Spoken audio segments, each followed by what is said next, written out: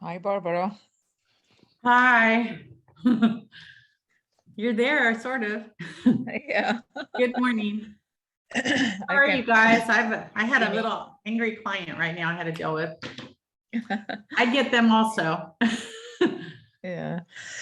Good How are you? morning. Good morning. Sorry, I'm late. Oh, no, you're fine. Really I bad being didn't know late if to we your could own get in. meeting. I was trying to get in with the The other link, yeah. Beth sent, and it was saying that meeting was yesterday. Yeah, the Barbara, the one you sent last night, it was for the Zoom of I think it was like Career night. the Toolite or something. It was Oh, the really? wrong link, yes. The career Oh, night. no. That's Yeah, been or the happening career a night, lot where we can't get in because it links to the other meeting. Yeah. And so If you want to Okay, well, resend this one. Very quickly, let me make sure I sent the right one to the person who's going to speak, okay? Because Okay. that would not be good. yeah, I got it. I searched for yours, Barbara. That's what finally got me in. So, but I don't know Okay. how it links to the other meetings. I did from the email from the front desk, so you can copy that. It's easier. Oh, it's okay. Yeah, the one you sent, it was the wrong one, but if you go to the email they send daily from the front desk and you click under your picture, so this is the correct Zoom link. So it could have just been me grabbing the wrong one. I don't know. I think so. What a day. Okay, let me just send this Okay. to that person real quick so that I don't poor lady, she's not on the where's her email? Good morning, you guys. Sorry, hang on one second, please. Sonia, just Jay.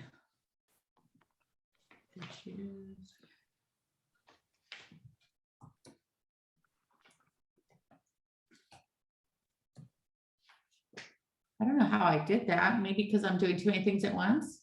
No, I don't think, I mean, I went back to your original one, Barbara, and that worked. But what happens, like when Beth said, sorry, I forgot to send the scripts, you know, and you link it, and I logged into that because it was the latest one that I received. Oh, so And then might have sent the wrong one. Possibly. Well, she replied to yours. That's what I don't understand. So I just went back and I took everything. I went back to your original with no one replying to it, and it worked. Okay. So I don't know. I actually went to the one 2 weeks ago and it worked. Yeah. We'll get Okay. there. Sometimes we We'll might get- be a minute late, but we'll be there. Sorry, you guys. Yeah. No, it's okay. It's okay. Okay, so it looks like I sent it to, I just want to make sure this lady, I sent it to her correctly so that she doesn't wonder what the heck is going on either. Are we talking about the link being Yeah, you had incorrect? trouble as well. How many had trouble? It does it goes to tonight's Yeah. the- Or the- last night. I think it goes to last night's. So Last I went to the marketing, the daily marketing Yes. Mantica. Yeah, And Yeah, is the that same the, thing. and that was the correct one? that was the Correct. correct one For from the today, but that doesn't always Maybe work. I don't do this anymore. Maybe we just rely on that because, so we're all sharing now. So I don't know if that's causing the problem. Oh, I do see that. So that could be part of the problem. So, okay, we'll figure it out. Unfortunately, Arthur's still on vacation and he's my go-to on some of this, but we'll figure it out. So thank you for being here. Thank you for your patience. And hopefully our Happy speaker will find success. her way to our call as well. I'm trying to keep adding people because as you know, they were having trouble too. So welcome, good morning. So if I look frazzled, it's because I have a client who's frazzled, and so now he's causing me to be frazzled. So some of the same stuff some of you experience, I get it occasionally as well. So the only part is I never used to have to then get on a call after my frazzle.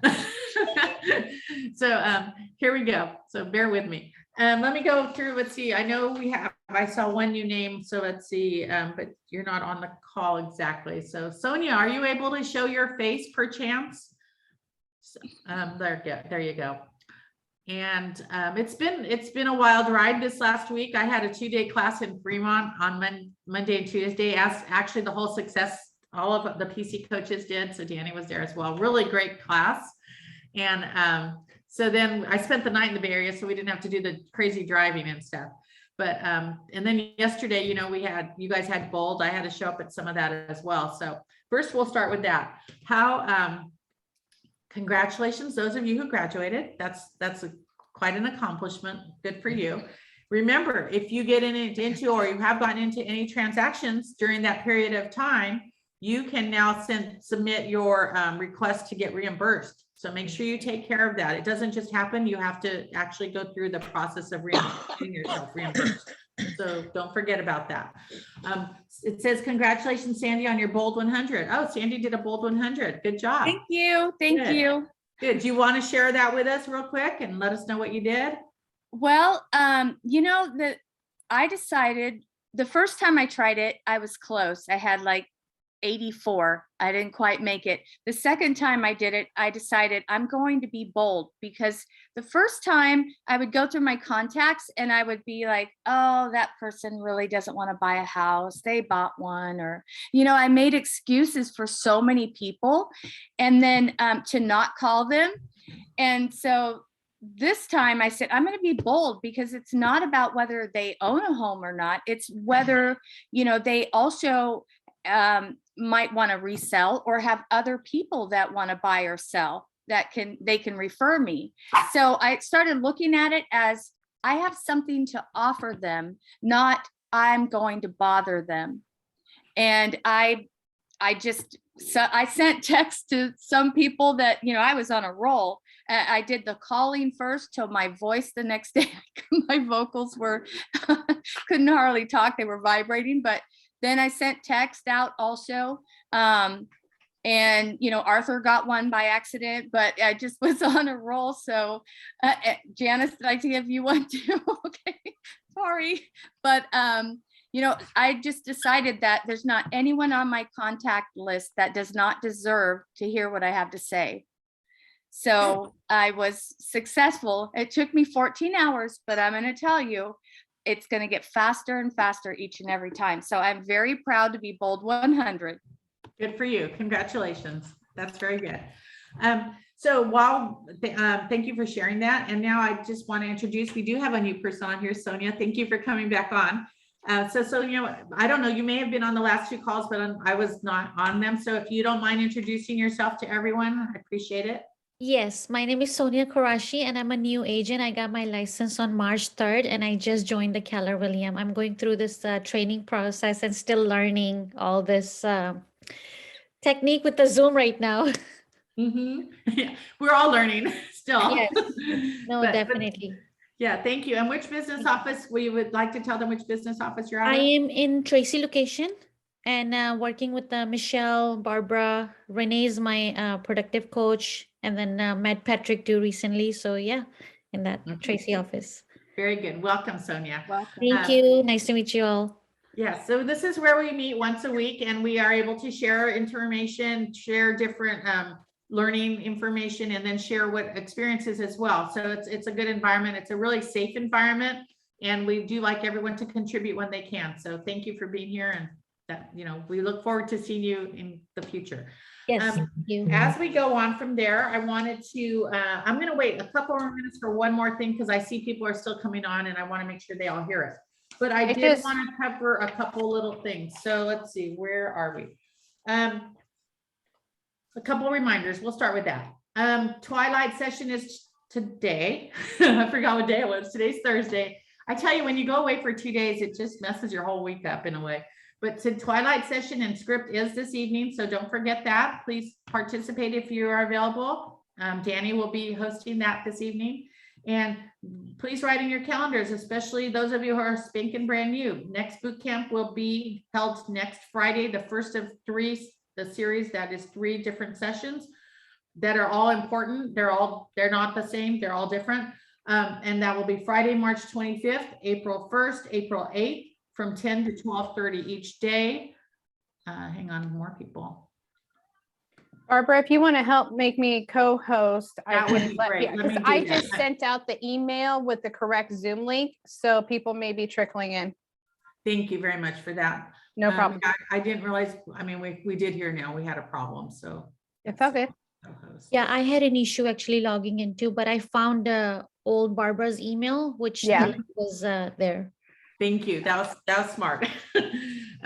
Okay, so I announced about next boot camp. So please sign up or come back for a refresh. Those of you who maybe just got into your first transaction, and this is a great opportunity for a refresh because now it will cement more of what you've just gone through.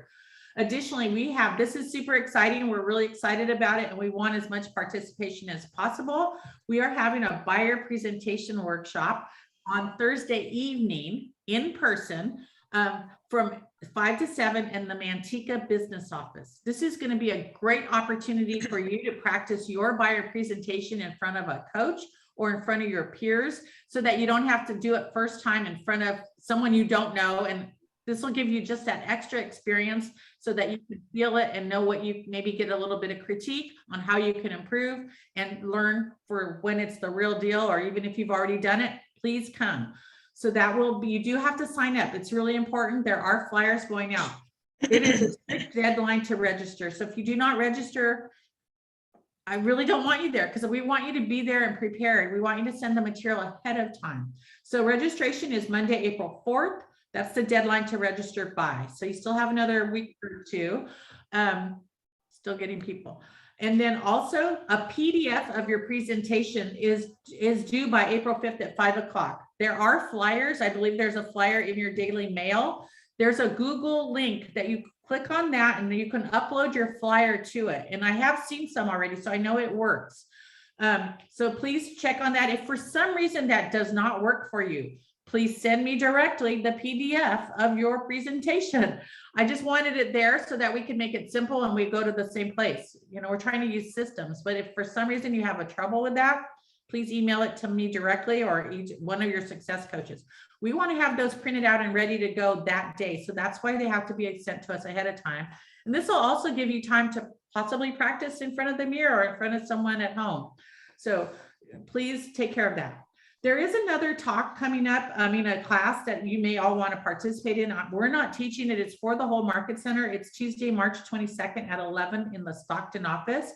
And it's called Demystifying the Myth of Contingent Selling and Buying. So the forms that are relevant to that are going to be gone over carefully. And that is with Leslie Steerwalt. She's a mega agent out of our Lodi office. And so that is something you may also want to participate in Tuesday, March 22nd at 11. Check the daily updates and hopefully it's on the calendar now. If not, email me. Yes. Question. So the buyer presentation actual workshop is what date? It is April 7th. It's a Thursday evening. We will not have script that evening. We will not have twilight session. This is it. We're doing it in person. And this is our first time doing it, but we're very excited to do it for you because I think it's going to be a great hands-on experience and it can really help you and make you build your confidence. Okay, so take advantage of that if you can. Make a note, beginning Wednesday, April 6th, we're back to Wednesdays. Okay, we did this just because of Bold, but we are going back to Wednesdays. It does give more time in the week when we get to meet on a Wednesday. So Wednesdays at 10:30, beginning April 6th, back to that schedule. Always remember to reach out to your success coaches if you're getting into transactions. Reach out to them anyway. If you haven't spoken to your success coach in the last, say, week, please give them a call. Maybe they've gotten busy and haven't had a chance to call you. Be proactive. Call them. Reach out. Okay. You are one calling them. They have 17 to 25 or 30 of you. So be proactive. I really encourage you to do that. Make use of your success coaches. We all want to help you. Remember, if you cannot reach your success coach, I'm the backup. Call me or email me, but start with your success coach first. Okay. And then let's see. If you haven't noticed, well, actually, I'll talk. I see our speaker is here. So after I'll talk about that afterwards, but there's a few. Oh, actually, let me do this because I now have a handful of you. I did want to acknowledge people. It's been a busy, I haven't seen you all in the last 2 weeks because of different meetings we've had, and I've had speakers, and hopefully you were able to enjoy what they were able to present to you. but the last few weeks has been very busy. So I wanted to give a shout out to a few people. Deborah Rose, I saw you got into contract. I saw you here, Deborah. Where'd you go? I thought she was here. There you are. It's hard when I'm looking at all of you. Deborah, you got into contract. Congratulations. Very excited for Okay, you. thank you. Yeah, after looking at 20 properties and putting in 5 offers. Yeah, it's that kind of market. But good job. Good job for being persistent. Thank you. Jennifer, Jennifer, your name, I don't know how I can't. I stumble over it. Say your name, Jennifer, for us. Jennifer Nguyen. Jennifer Nguyen. Thank you, Jennifer. Jennifer Nguyen, guess what, you guys? Jennifer Nguyen has a brand new little baby. Well, not so new anymore, but a little baby, but it takes a lot of time. And she now has 2 escrows. Congratulations, Yay. Jennifer. Good job. Very good job. Thank you. Mike Rocha had his first closing last week. Ronalda's not here. Ronalda just closed a transaction that was pretty hairy for a while there, but she got it done. So congratulations to Ronalda. Sandy Jimenez had her first closing about a week ago. Congratulations. Natalia is in escrow. I don't know if Natalia is here today, but she is in escrow on her, I think, second transaction. Janae Walton, she's out of the Tracy office. She got her first listing. It's not on the market yet, but she's got the deal signed. Sabu Narayan, he got his first closing. He's also out of the Tracy office. So very good. Sonia Chet has a listing coming up. Congratulations, Sonia. Let's see, Daniel Vasquez, he's not on here today either. Daniel has a listing currently on the market. And Bhavna had a closing also last week. So I don't know, I named off about 10 or 11 people that have been making their business work. And I know that there are more of you. Rana, I think you got into contract, or you're already in contract as well. Anybody I missed? I couldn't. We're closing next week.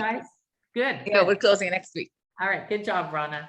So Kathy has a listing coming up. It's not signed yet, is it, Kathy? Not yet. But Kathy has a listing coming up in Del Webb. Yeah, not yet, but we are working on it. Yes, but he has contacted me and he's ready to go. So I'm excited about it. Awesome. And I'll get back to you on your question. I'm sorry I saw that late. This morning I've been running, but I will get back to you on that after this. So I hope I didn't miss anyone, but keep doing what you're doing. Those of you who learned things at Bold, that's awesome. But even before that, you knew what you had to do. What? You have to apply yourself and get into your business, right? Make the calls, make the connections, hold the open houses. Don't sit on your hands.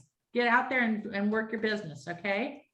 So on that, I will now go to our speaker today. And I want to preface this with something real quick. So one day I walked into the Manteca office and Destiny told me, someone's calling. They wanted to speak with one of the team leads. And I said, okay, I'll take the call. So I took the call. It happened to be Sonia. And honestly, Sonia, I was like, oh, I'm so busy, but okay, I'll take the call. She made the call. I'll answer it. So I don't know Sonia, but we spoke and she answered all the questions I asked her and she was very knowledgeable. And what did she do? She reached out to me. Consequently, she is now in front of 24 of us, or she's one, so 23 of us. Oh, we just got a new one. So 24 of us. And she gets to share her information because what did she do?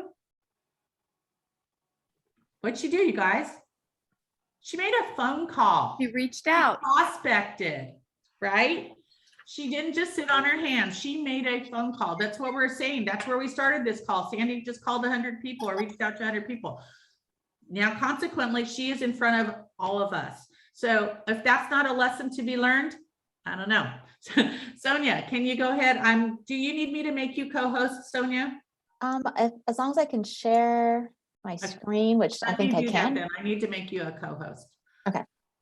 Yeah, so I'll just, thank you guys for having me. I have now done that. So welcome, Sonia Morgan. Okay. I'll let you introduce yourself. Thank you. I'll introduce myself and then I'll share my screen. I'm Sonia Morgan. I see there's another Sonia on the phone, so spelled the same way. So that's very, very rare. So it's good to be with you guys. And yes, I did a prospecting call and Barbara answered the phone, which is very exciting when you're calling people. But I do know I have a real estate coach and he's amazing. And I actually put a few tips at the end of my lender video to give you some real estate tips I think are great. But he does say that it takes 50 calls for one sale. That's the national average. And so they got to keep calling. So that's great. 100 calls. That's really great. So anyway, so I'm Sonia Morgan. I have had my real estate license since 1998. I started selling real estate at Remax in Manteca. And then I moved over to lending after about 5 years of selling real estate. And I have been in a lending capacity basically ever since then. And so now I currently am a broker owner of a private money lending company. And so the way that Department of Real Estate works is if you have a private lending company, I'll explain what that is, you have to be overseen by the Department of Real Estate. So I still have a real estate license and an NMLS license, and I am a real estate broker, but I do not sell real estate. So just not to make that complicated, but I am a broker, which means that I have about 120 of my own private investors, and then I broker loans to all different banks. A lot of lenders nowadays are under a banking umbrella. They're doing business as whatever their mortgage company is, but they're actually a bank. I am not a bank, I'm a broker. So I have lots and lots of products. I've been around for a long time. And so I decided when we came out of this last kind of recession, when the kind of the crash happened, if anybody was around for that, a lot of it was put on what we call the subprime market. And I came out of experience from the subprime market. And so when I came back into the business, I knew that there were always borrowers who were not typical.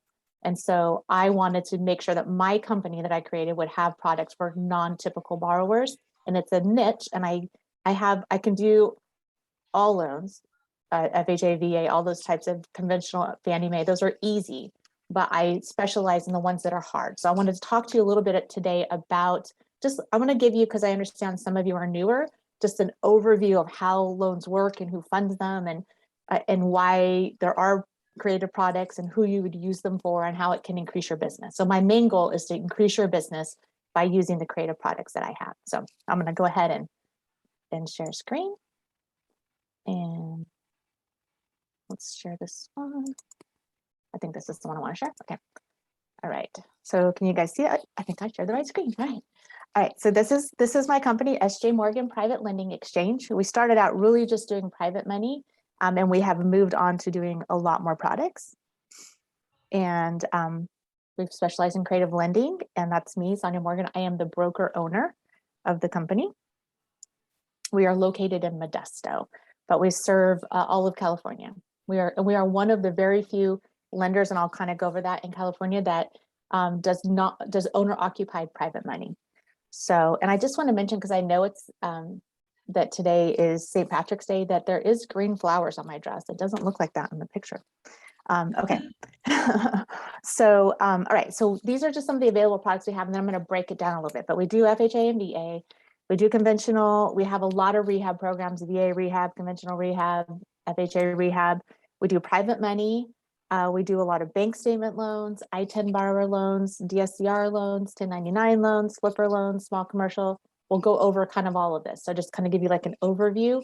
We're mostly in the 1 to 4 residential, but we do go into small commercial, which a lot of times is like 5 to 10 units and some small like residential units, and then some small commercial retail offices and things. Small commercial is pretty much anything under $1 million. Okay. All right. So FHA and VA. So what do we do creative inside of FHA and VA? Because we can broker to several different companies.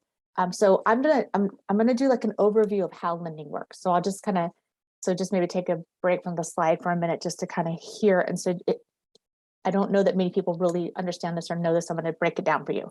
So when you have Fannie Mae, which is your conventional loans, your FHA, your VA loans, they are typically funded by banks. So you have like large banking institutions that fund those loans.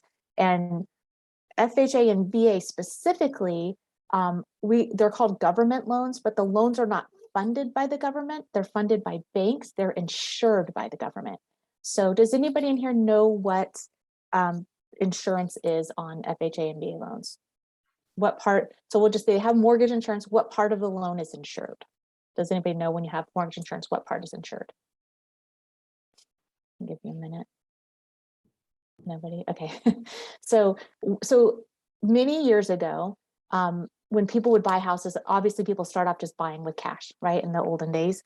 And then it got to where banks would lend money as long as you had 20% to put down. Like they determined along the way that 20% was a good number to put down. Well, the government decided that it wanted more people to own properties, but they couldn't get the banks to lend more than 80% loan to value. And so the government came up with something called mortgage insurance. And it's an insurance policy for the bank for that top 20%. So that's the part where they're really vulnerable, is in that top 20%.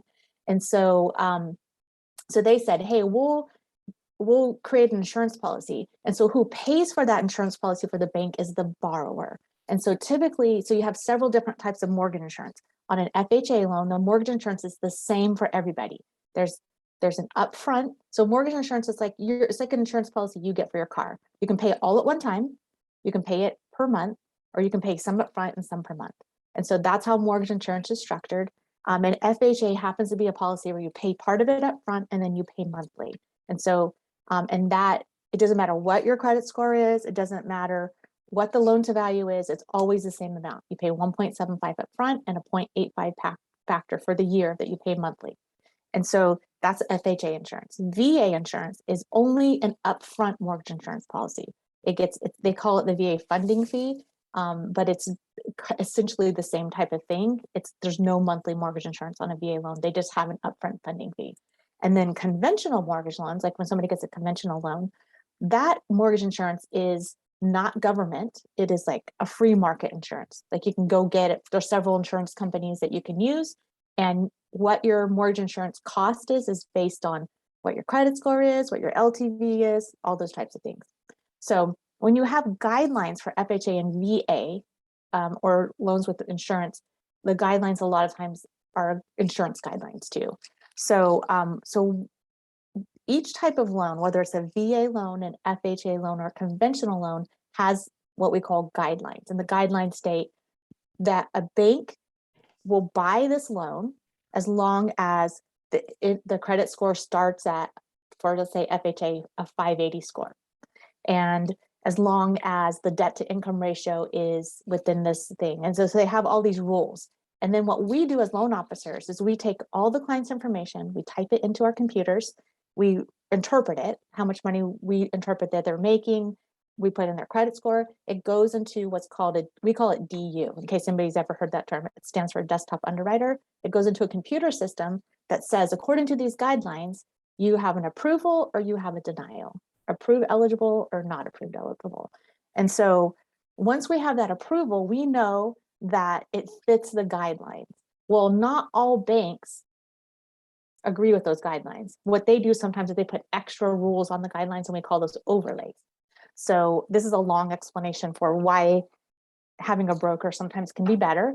But so let's say, for example, somebody's working for ABC Mortgage Company, but they're actually doing business as their bank, doing business as ABC Mortgage Company.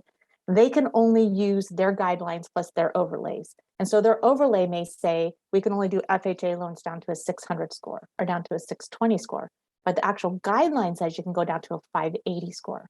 So when you're brokering loans, I can go to all the different banks and I can say, I have one bank I specifically broker through that they have no overlays. As long as I have an approved eligible, I don't have to worry about them ever saying, we have an overlay, we have an extra rule. But are their rates the best? No, not always. They're not always the best.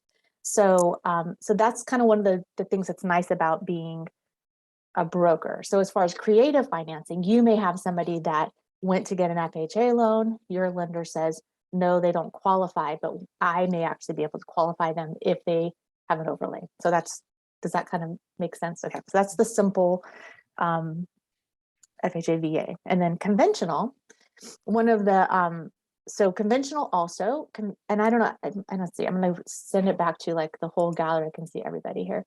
How many of you have ever done, and I can't see all of you, darn it. How many of you have done a loan, a conventional rehab loan, or ever heard of a conventional rehab loan? Yeah, so a lot of us have probably heard of the FHA 203K loan, right? And so conventional and VA also has a rehab loan, and they're easier than the FHA rehab loan. The reason that you don't hear about them very often is because not all banks do them, right? So this is one of those situations, again, where being a broker and being able to reach out to multiple banks is a benefit. So we have a bank that we can do conventional rehab loans and VA rehab loans through. And so why does that make any difference for you? So I'm just going to give you a quick, my sweet son, my first child, bought a home last year, and he was in the same market that you guys are talking about. I showed him with the realtor so many homes. We went out and looked at so many homes, and he was writing offers. None of them were getting accepted. He was a 5% down conventional lender. He just wasn't winning on any offers. And so this one particular house he liked, we were getting ready to go see it, and we're like, nope, it went pending. You can't buy the house.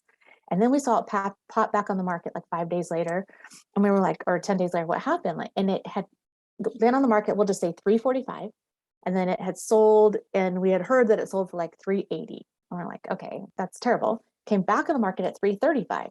So I called the agent and I said, what happened? Like to this, why is it back on the market? Well, it was in probate, and the buyer had done several inspections, and there was a lot of termite work and just a lot of work in general. And they all determined like, it's going to have to be sold as is. The property's got to be sold as is, and it's probate. And because it's in probate, I don't know how many of you are familiar with probate, no repairs can be done.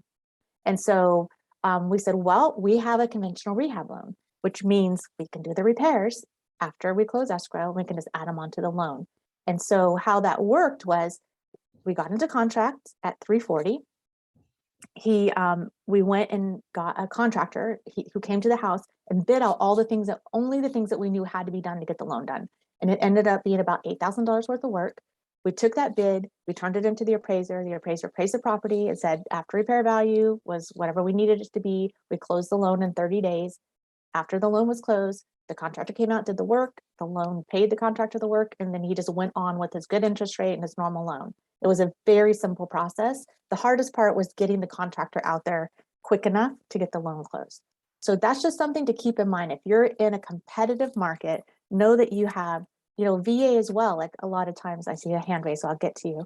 A lot of times on a VA loan, repairs have to be done, right? The termite repairs and stuff. And if nobody's agreeing to do them, we can do a VA rehab loan. But mind you that the company, once again, that I take the loan to that does the rehab loans, their rate is not the most competitive rate. So they may have a little bit higher rate. My son was crying because his rate was 3.125 and not 2.975 when he got the loan a year ago. But now we all know that's still an amazing rate. So, okay. So let's, Danny B, I see your hands raised. Do you have a question? I did real quick. So when you do the conventional rehab loan, is that added on to the original loan balance, or is it like a second additional that is paid off individually? Nope, it goes to the original loan balance, but it doesn't affect their LTV. So whatever their original purchase price was, well, okay, so it won't affect it in a negative way. But if, for example, somebody did, like say they did $30,000 worth of work and it increased the value to 80,000 and now their LTV is lower, it does affect the mortgage insurance, will be lower. Got it. Okay, so that's what I was getting to. So that answered my question. Perfect. Okay. Thank you. Yeah, sure. And then Sonia Q. Hey, Sonia. Okay. Your name is Sonia too. So with the what I heard with the FHA loan that you can put 3.5% down, is that correct? With FHA, yes. FHA? In conventional, you can actually put 3% down. Unconventional, not very many banks. A lot of banks have had overlays on that. So mostly lately people have been putting 5% down, but you can do conventional 3% down with a rehab loan as well. But then you're also paying the interest rate, which is 1.75 on top of it, which is like insurance. FHA insurance, yeah. FHA insurance, you pay 1.75 up front. That gets added to the loan. They don't have to qualify with that amount, but then monthly it's 0.85, a 0.85 factor. It's actually for the year. So like, for example, if their interest rate were 3%, their actual interest rate is almost like 3.85 because of the 0.85 factor. It's an annual factor.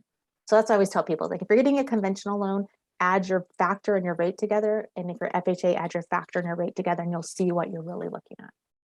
Okay. And then VA, it's a 0% down, correct? Yeah, VA, you can do 0% down, correct. Okay. Thank you. And there's no monthly mortgage insurance. Okay, all right, okay. All right, so we'll go past conventional. Okay, so then non-QM. Does anybody know what non-QM stands for? Would you like to know?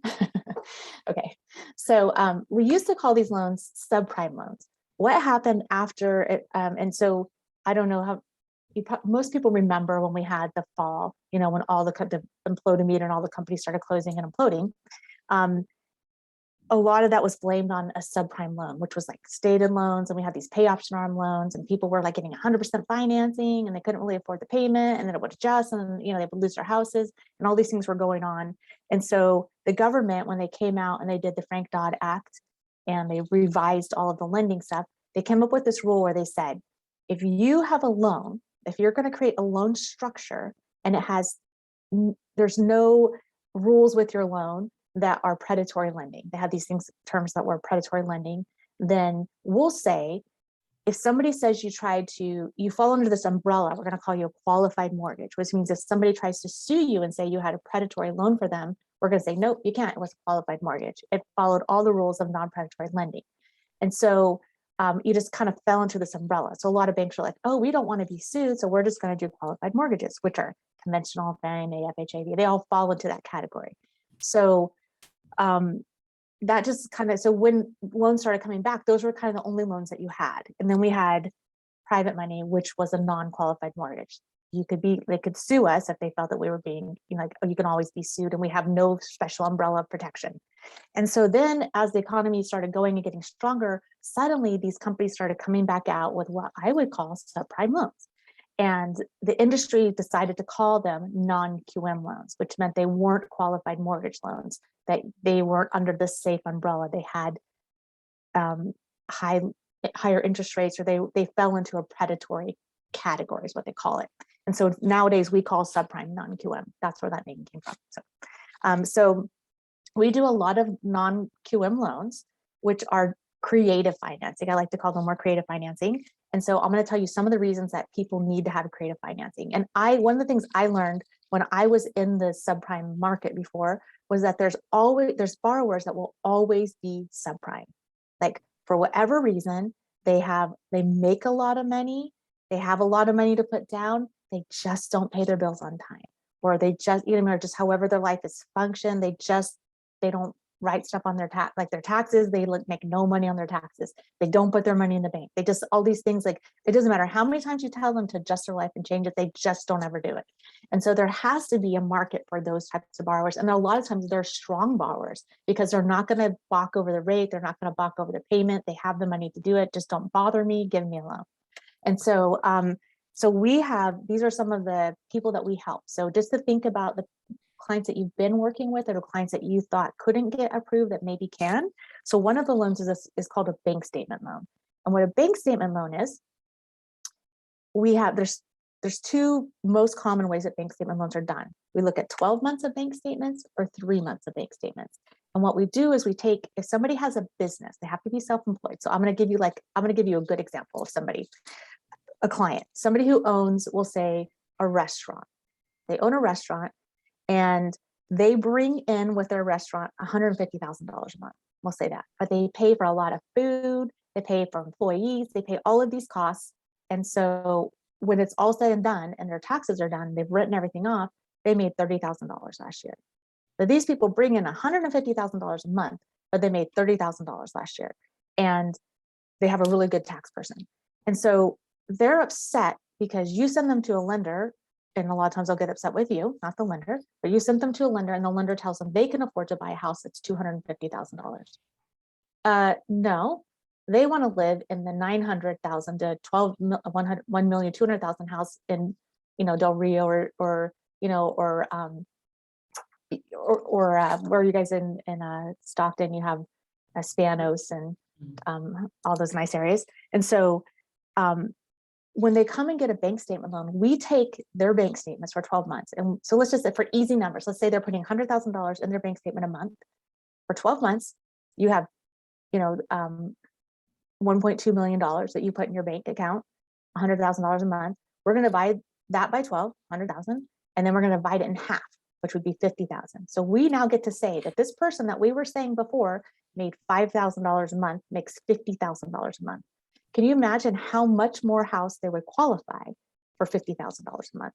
So now this is not an FHA loan. It's not a 3% down loan, but there are bank statement loans for 10% down. So if they have the money to put down, which they usually do, they can buy much more house.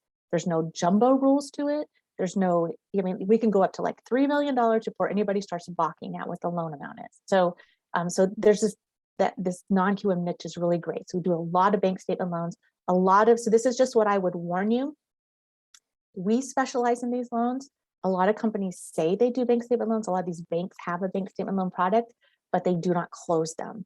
And so if you have a lender and they tell you they can, and you work with them all the time, they tell you they can do a bank statement loan, ask them how many they've closed in the last year. That's just a good question, because I get a lot of, it's in contract, my lender won't close it, Hail Mary, help me. And then now we have to work through it another 35 to 40 days because these loans take a little longer to close. They're all manual underwriting. So that's just, I mean, I'm not saying that they can't do it, but I get a lot of loans that didn't make it. So, and we close them all the time. And then everybody's scared to death the whole time that it's not going to close. So then we also do loans for I-10 borrowers. Does anybody know what an I-10 number is? Anybody ever heard of an I-10? Okay. Business purposes? Yeah, so Identification tax ID number. I said, yeah, it's an individual. It stands for individual tax identification number, and it's given to somebody who does not have a social security number. So basically what has happened is you have a lot of non-permanent resident aliens. They came into the country, they're here, they're working, but they do not have their residency. And the government was like, we kind of like you to pay taxes. You know, like we don't want to make you a legal resident yet, but we'd still like you to pay taxes. So we're going to give you a tax identification number for an individual, right? So you have, and so they give them an I-10 number. So you cannot get a conventional loan with an I-10 number. You cannot get an FHA loan with an I-10 number. You obviously can't get a VA loan. You're not going to be in the military if you don't have a social security number. And so we have several products for I-10 borrowers, and we have bank statement loans for I-10 borrowers, and all of the loans that we have for I-10 borrowers. So they do have to put more money down. They're more of a risk to the banks. So the I-10 loans that we actually close, well, they have to put about 20% down to get the loan to close. But yeah, we have I-10 loans and we do a lot of them all the time. We also have something called a DSCR loan. Has anybody ever heard that term, DSCR? Anyone want to guess what they think it stands for? It's for rental properties. That's your hint. Yeah. Okay. It stands for, and this is the funny thing to me because most people don't know what this is, but it stands for debt service coverage ratio. So the DSC, debt service coverage, is a really fancy term for rent. So I always just call them rent ratio loans. So debt service coverage is rent ratio. So basically the loan states that if somebody is buying or refinancing a property that's a rental property, if the rent is say $2,000 a month and the payment is $1,800 a month, guess what? You have a loan. So as long as the rent is more than the payment, they can get a loan. And this also goes for like if somebody's buying property. So they're buying property, there's not a renter in it, or there's renters in it and the rent is low. We get an appraisal with a rent, we call a rent survey. And if the rent survey, whatever the rent survey says the rent is, as long as it's more than what their payment's going to be, then the loan can close. So those are typically 20% down loans. They're very, very good for investors because what you have with most investors is they are complicated. And so we were putting a lot of them in bank statement loans until recently when the DSCR loans came back. So they've just recently come back. Everybody's getting them. And so it's just basically the property services the loan. So does that make sense to everybody? Okay. And then one of the other things with non-QM, if you find yourself fortunate enough to start working with investors, because everybody who's a realtor loves to have investors because they buy multiple properties all the time.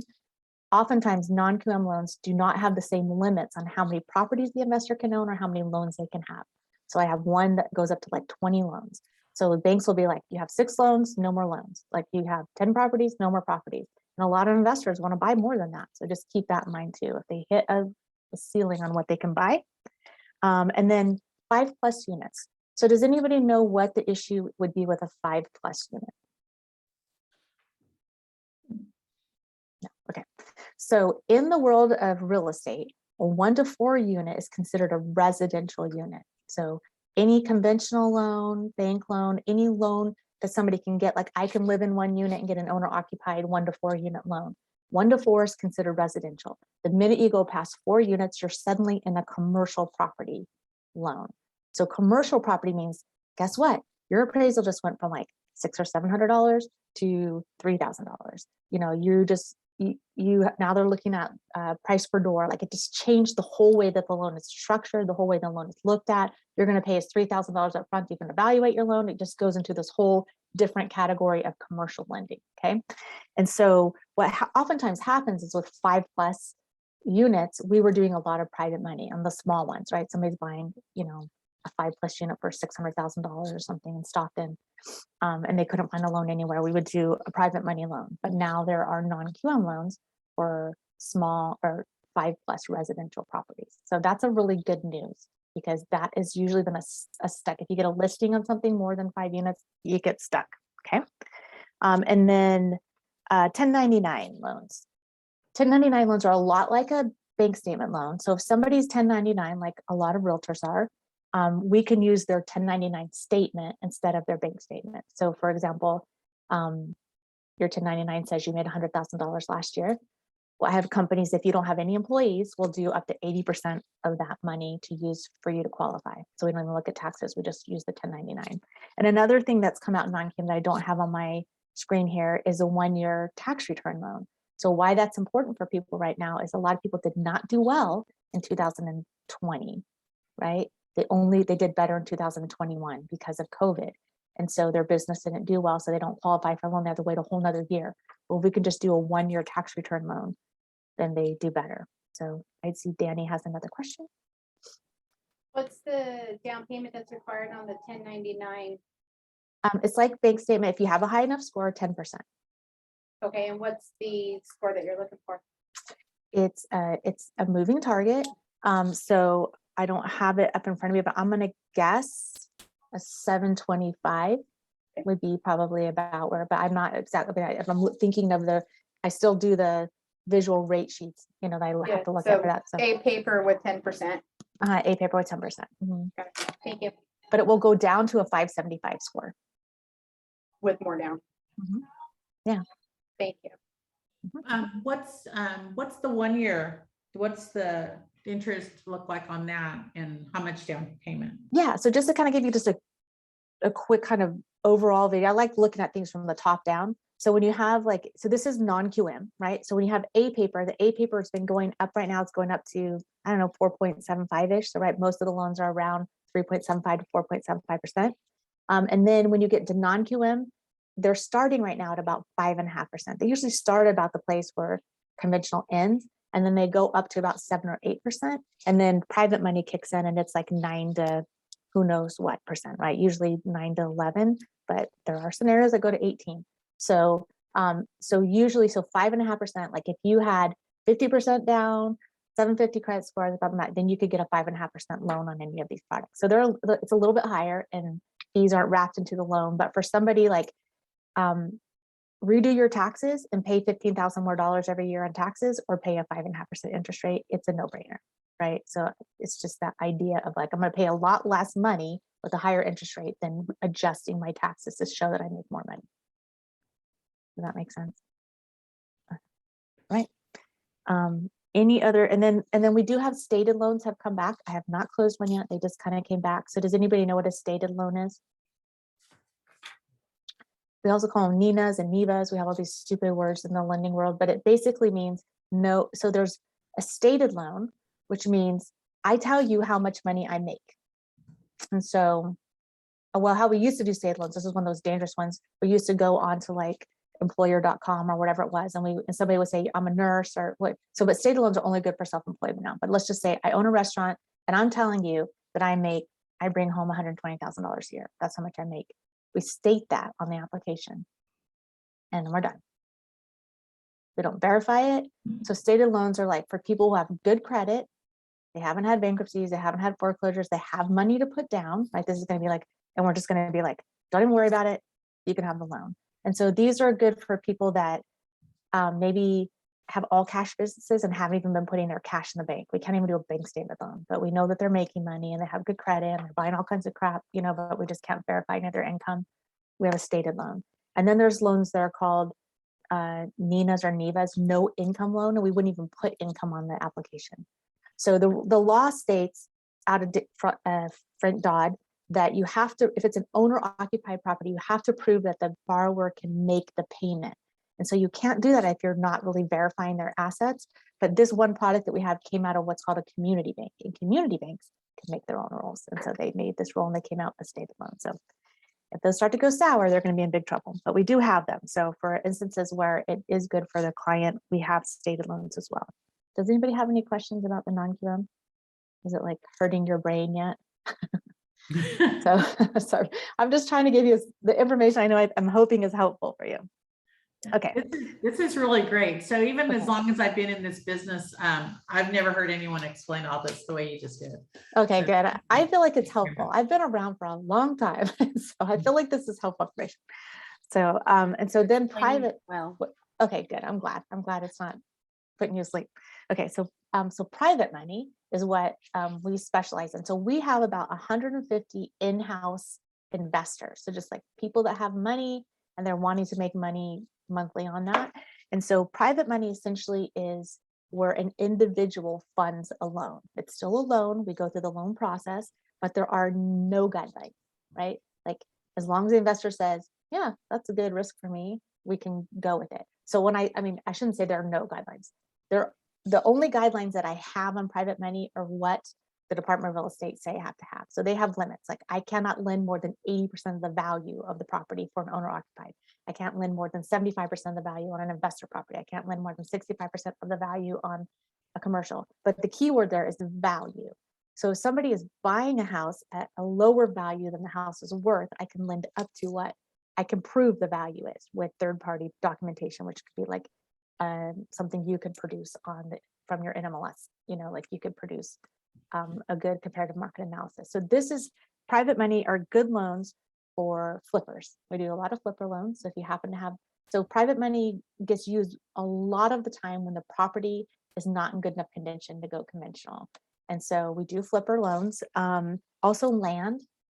We do a lot of private money loans on land that has a modular home that is either too old to get a loan on, or it wasn't on the property properly, or the house kind of fell down and there's, you know what I mean, just whatever the circumstances are, we do a lot of land loans as well. But land, these are the cut off your right arm and give it to me kind of loans too. But they work for people. Like some people, you know, for example, I'll just give you an example. I have a friend here in Modesto who is like one of the top real estate agents here in Modesto, and his brother happens to also be a real estate broker in the Napa area. And his brother was like, I want to take this listing on this house, and it's in probate and it's about to go into foreclosure. I had a reverse mortgage on it. The house is worth $900,000. And if you can buy it within 5 days, you can get it for $650,000.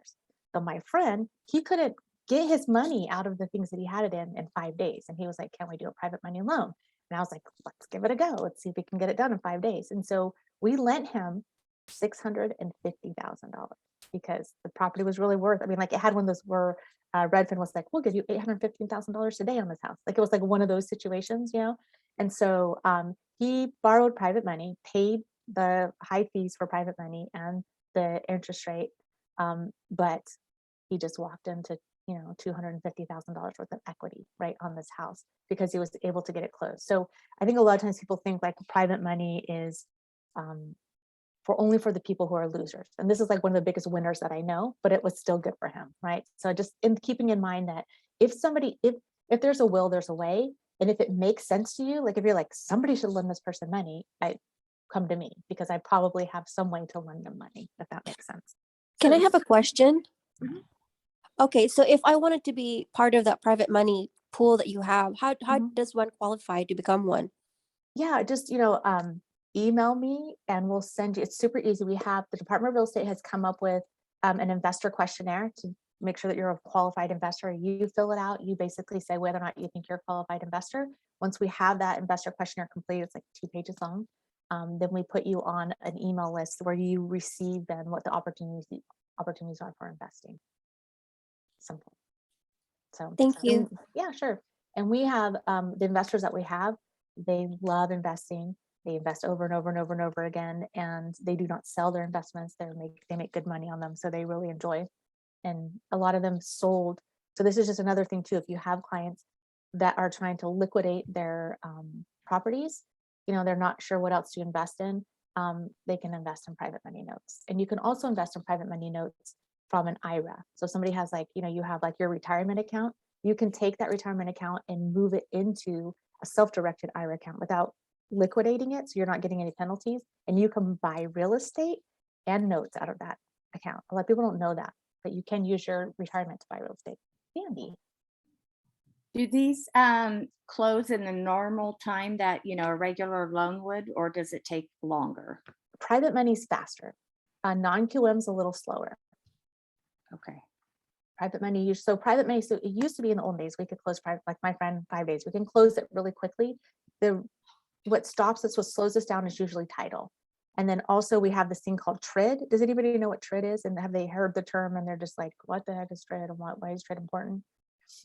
TRID it basically said, slow down. Like it put a slow down process on lenders. And it says that so TRID says that when somebody comes in to get a loan from us, we have to give them disclosures within 3 days. And then by the time, once we give them disclosures, we can't fund the loan for 10 days from the date that we disclose to them. And so if you get into contract and title, you put your deposit in, we have to ask title for fees. So title has to open the escrow. They're doing all these things. They're trying to get us fees as fast as we can. If we disclose as fast as we can, even sometimes that's 2 or 3 days after you've gotten into contract, right? Or, we'll disclose, or we can disclose fake fees too. We can put estimated fees, but then we still can't even fund that loan for 10 days. So it used to be you could do it a lot sooner, but now the only reason that we can fund it in less than 10 days, if we say that there's a financial loss that's going to happen to the buyer if they don't fund in 10 days. So like my friend buying the house and it was in foreclosure, he signed a letter stating that it was going to be a financial loss for him that he couldn't fund the loan sooner. So if it's a 1 to 4 family, 1 to 4 residential, remember we had that rule, it's a consumer loan. A consumer's buying it, meaning a person, or it's not being bought by an LLC, it has to follow TRID guidelines timeline. So usually private money follows TRID. Whenever we can close, we close. Sonia, can you go back to where you're talking about the investing in private money notes? Are you the resource for that, or how do people find out more about that? Yeah, and so I'm not used to doing this Zoom. Like I normally would be leaving you my business card and that sort of thing. So let me give you my email address. Let me type it into the chat, and you can I'll type in my email, and I might send it to one of my processors, to have them connect with you, but you can definitely, they all watch my email too. So that's my cell phone number and my email address. Okay, thank you. Does anybody else have any questions for Sonia? Let's see if I can take this back. Can you, thank you very much for all that. That was really wonderful. Yeah, I have a question about the 1099 when you were going over those loans. So like normally you have to, if you're wanting to buy a house and you have a 1099, you want to prove more income. Were you saying there's a way around that? Yeah, instead of using your taxes, if you write a lot off on your taxes, not all realtors do. Some realtors are pretty close to what, what they're making on 1099. But if somebody does write a lot off on their taxes, or they haven't done their taxes, we can just use their 1099 as their income, and we take a percentage of the 1099. Okay. Anybody else? Okay, so yes, I have a question actually, Sonia. So we just purchased a house, me and my husband, last year. We're on convention loan for 30 years. So we were just discussing that if we, let's say down the road, if we want to pay off our house earlier, do we have to pay a fine on top of that? I mean, how does it work? I mean, if we want to pay off, wouldn't bank like that though? Well, they don't like it because they want to make money off of you. Right. But yeah, the rule that came out with Frank Dodd is if you have an owner occupied loan, there is no longer ever a prepayment penalty. So if that's what you're asking me, no prepayment penalties on owner occupied loans. Oh, perfect. Thank you. Yeah. Okay, so we're going to have to switch over now to scripts. But Sonia, thank you so much. It was really informative. And everyone, she has put her contact information in the chat, so make sure you take note of that. And so are you available on weekends for questions, or how does that work with you? Yeah, you can call me. Yeah, you can call me anytime. If I can't answer, if I'm with my family or doing something, I'll just call you back, but call me anytime. Okay, very good. Okay, all right. Thanks so much for having me. Okay, really appreciate it. We'll be in touch. Thank you so much. All right, bye. Bye. Okay, so I hope that was informative to all of you. I think it was just another take on it. Remember, we still have lenders that would support us, like, I just went blank. Evergreen and Caliber. So those definitely support our offices. There's also KW Mortgage. But the reason I brought Sonia in is because I knew she had another spin to it that we never really get to hear about. And you heard me say, I haven't heard some of this before either. So it's really good information because as our market changes and the interest rates go up, some people are going to be resorting to some of these different creative ways of financing in order to get into homes. And so it's a good number and contact information to keep in your, in your database so that there's someone you can reach out and ask these questions. And again, I want to reiterate, how did she get here? She just picked up the phone and made a call to a random office and we took it. And I did not even want to take it, you guys. I was like, I don't have time. Okay, I'll take it. But she answered all my questions and she was very helpful. And you saw she gave a really good presentation. She was prepared for us today. So kudos, I really give props to that. That's what people want to hear from you. So that's why you need to be knowledgeable about the real estate industry as well, so that when someone calls you at random or you make those calls, you can answer their questions. Yeah. It really does. You see how it works, right? I think that was a really great example of all of that. So thank you. You saw we have a couple things coming up. Please sign up for the buyer presentation workshop. Next week, we are still on a Thursday meeting. And so please be here next week. And thank you for being here today. And Beth, let's change it over. Hang on. I have to go. Bye-bye, everyone. Hi, Kathy. Before I go off here and walk away like I do, let me get you on here, Beth. And one thing I forgot to mention as I'm doing that, we had career night last night, and it will be again on April 25th, I think. The third Wednesday. Third Wednesday, which is, I believe, yes, April 20th. So you'll start seeing information on that. Should be going out today. I've already talked to the girls. And Beth, why can't I find you on here, Beth? Because I'm under you because I couldn't get the link to work again. Oh, okay. Yeah. Okay, so I'll make you. That's weird. Okay. Okay. So Yeah. hopefully I just did it. Oh, you do see me. Okay. So Yeah, thank you guys. I'm going to go off now, but have a good day. Do what you need to do to get some business. Okay. Bye now. Bye. Hi, guys. Happy Thursday to everybody. Hi. Happy Day. Hello. Howdy. Hello. Howdy. Janice, I kept meaning to say hi to you at Bold yesterday and I kept missing you. So hi now. Janice is a social butterfly. Yeah. Anyways, okay. So did you guys see I tagged and I included the scripts for today onto Barbara's message to everybody last night? Yeah. Yes. So I did career night last night and I realized late that I hadn't sent scripts. Just wanted to make sure it's really a review. I sent 3 different LP Mama scripts. So just sourcing and deciding if we have a good lead at an open house and how to do that. It looks like we've got 12 of us still on here. So I'll do 3 breakout rooms. And as usual, if you guys are all alone there for some reason, which you shouldn't be, but I will move people to make sure that you have someone to practice with. And you should be getting your invite now.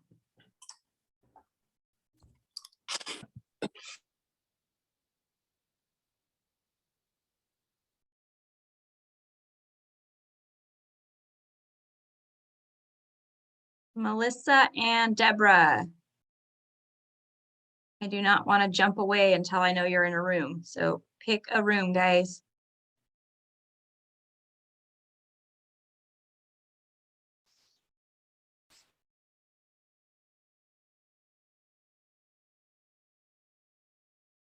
Did Deborah Rose sign off? Okay, well then I am going to move. Okay.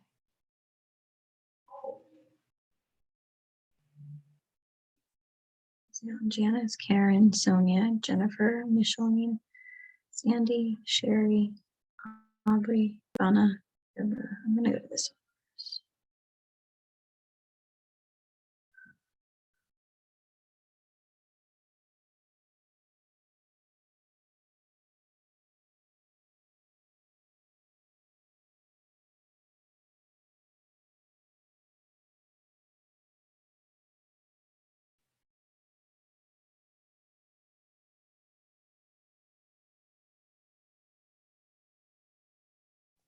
Am I the only one here? Oh, there we go. I'm here.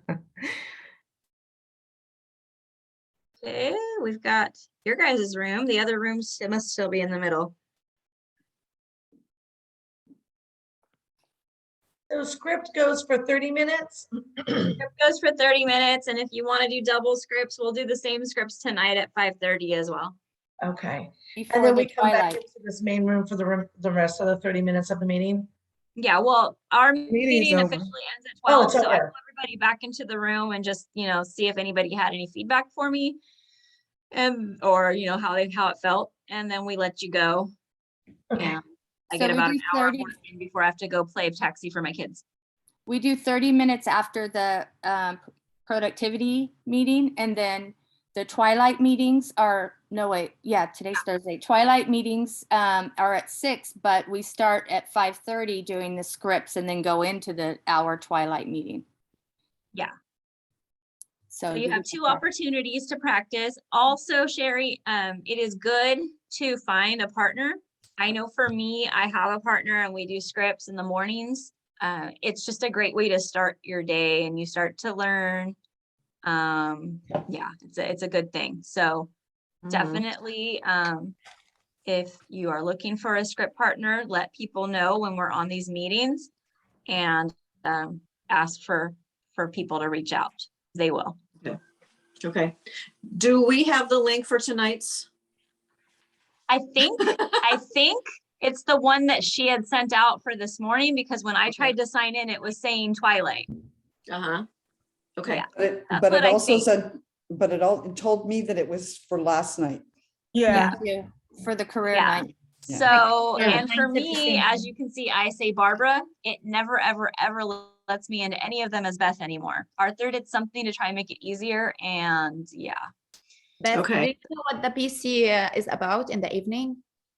I don't know. I know Danny's teaching it tonight because Okay. Arthur's on vacation. Okay.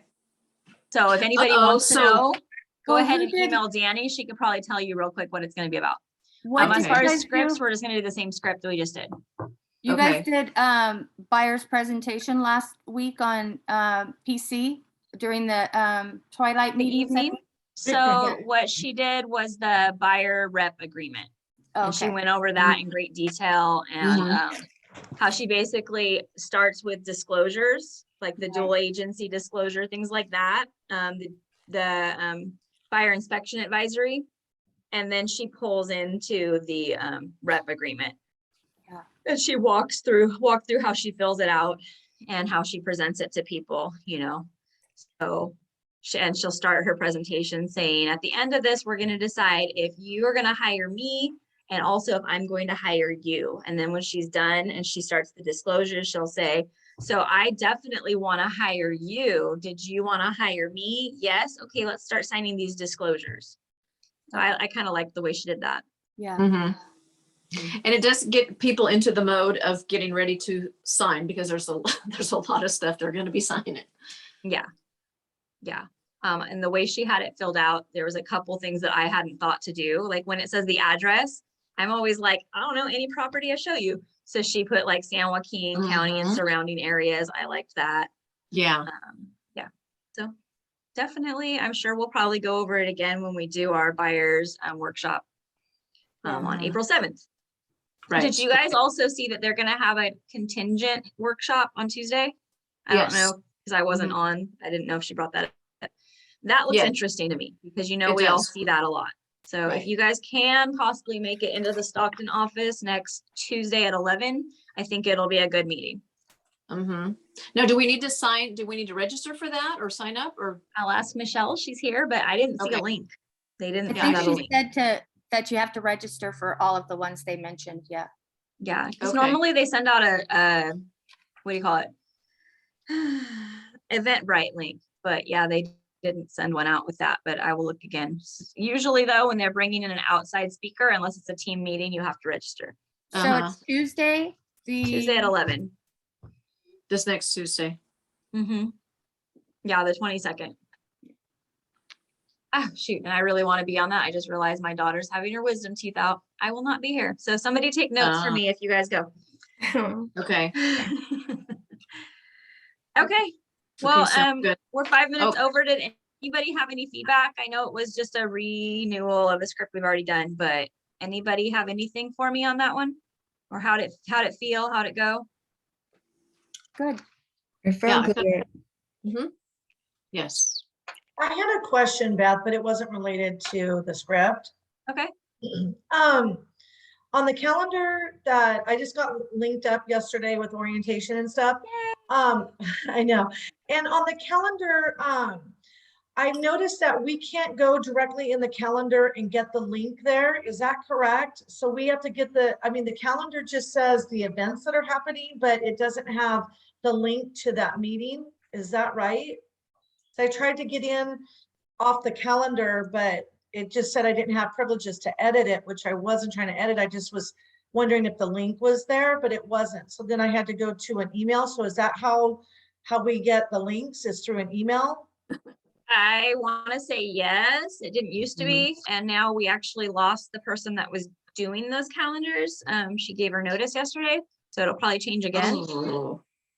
But I want to say yes. Recently, that's how it's been. 6 months ago, it was on the calendar, I believe. So yeah, you just got to play with it. They're working on trying to get established office staff that actually stays. So Unfortunately, our Manteca person, who is amazing, her sister got COVID and now has congestive heart failure. So she no longer has childcare. She's got to go back home and be a at-home mommy for a while. So wow. Okay. Yeah. Oh, that's too bad. Tough. Mm-hmm. Okay. Well, with that being said, if I can't get in tonight, I'm going to be texting you. Okay. Which I love it when Arthur's here because he like handles all that and fixes it. Yeah, he's like, bam. Yeah. But he's There in it is. Utah hiking. So we'll just start early, trying to get in early. Yeah. Okay. I'll put a reminder to sign in a little early today. Yeah. Okay. Just sit idle. Well, you know, we always figure out something to talk about. Look at it, 7 minutes over when we should have hung up already. Right. So, Okay. Sonia, thank I you. was a little late. I don't think I've met you yet. Oops, sorry, I muted myself. My name is Sonia. I started with the Keller Williams last week on March 7th because I'm new agent and it's on the Tracy location. Okay. I think I met you at one of the orientation you guys had a couple months ago. So you probably not remember me. Okay. Because I don't have my makeup on.